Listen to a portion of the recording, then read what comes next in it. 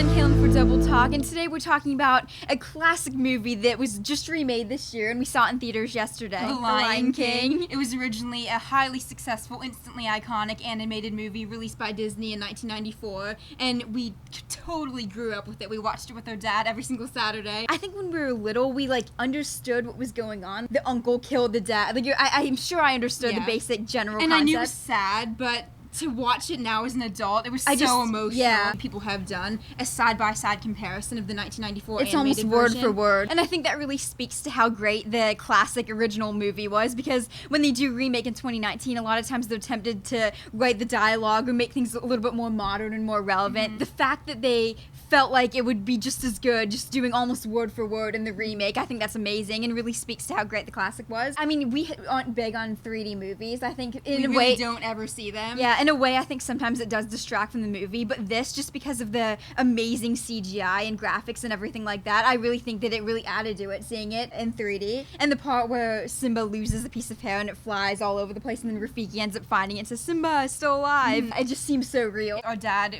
went in totally blind. He was reluctant to watch it because he thought that they were going to because you know, a lot of times remakes, you're disappointed. Mm-hmm. You love the original so much and it just falls short. And he actually at some point was like, "This can't be real. This can't be live action." Yeah. And Hannah said during the movie, I almost died laughing. Hannah was like, "I don't think mice actors are that up to par." Yeah. Running up and down the cliff and following direction like that. And the lion cubs, especially Simba and Nala at the beginning, and Scar, just to see, they're so realistic. I mean, it could be a real lion. The first thing we said after it ended, first of all, after saying that we loved the movie, was, did you notice that scene that we loved where Rafiki... Oh, okay, there was a scene... You describe, Hannah loves the scene. Okay, there was a scene that, I mean, I've seen this, as a meme on Twitter and on Instagram and everything original, like that. Right? From the original, from the 94 version, where, it's Simba walking around talking to Rafiki about how he's upset about his whole past or whatever, and then Rafiki hit him on the head with a stick, and Simba was like, "Ouch, jeez, what was that for?" And then Rafiki's like, "It doesn't matter, it's in the past." And I can't believe they didn't include that, because everybody loved that scene. It makes me wonder what else small things that were left out. Yeah. So I wanted to ask you guys. That's the only thing we can think of, but I'm sure they didn't do everything exactly just for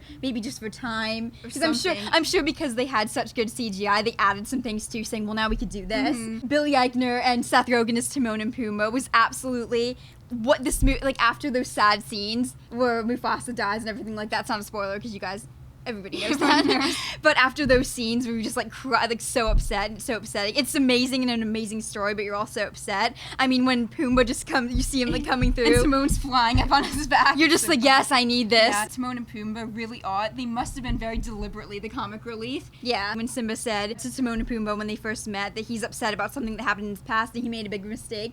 I think it's so interesting how he said, "I don't want to talk about it." Yeah, Timon and Pumbaa never actually knew what happened the entire time, and instead they're just like, "It's in the past." Yeah, if you don't even need to know. They don't even need to know, and they're still just whatever. You put the past behind you. I guess that doesn't matter what happened. It's behind you. Yeah. Life lessons from The Lion King. It really is an amazing story about family and power in a way, but also honor. It was such an emotional movie and such a good movie, and now I remember why it's one of my favorites, and it was one of our dad's favorites all those years later. Just hearing those classic songs, "Can You Feel the Love Tonight?" Circle of Life. That opening scene was Circle of Life. Yeah. I'm getting emotional just thinking about it. The Timon and Pumbaa songs, just hearing that again so many years later with the new, Beyonce sings, you just hearing it with the new voice cast and hearing that so many years later, it's just so powerful and so well done. Go see it, You're gonna love it. Go see it. So it was great seeing you guys, and we'll be back soon with another movie. We're gonna do Scary Stories to Tell in the Dark. Oh my gosh, yes, coming up next, Scary Stories to Tell in the Dark. Guillermo del Toro directed it. So excited about that. One of our favorite books growing up. I know it's kind of creepy, but yeah. We're gonna have a lot to say about that too. Our dog Tildy came to join the party. Hey, so time to go hang out with Tildy for a good while. See you guys. See you next time.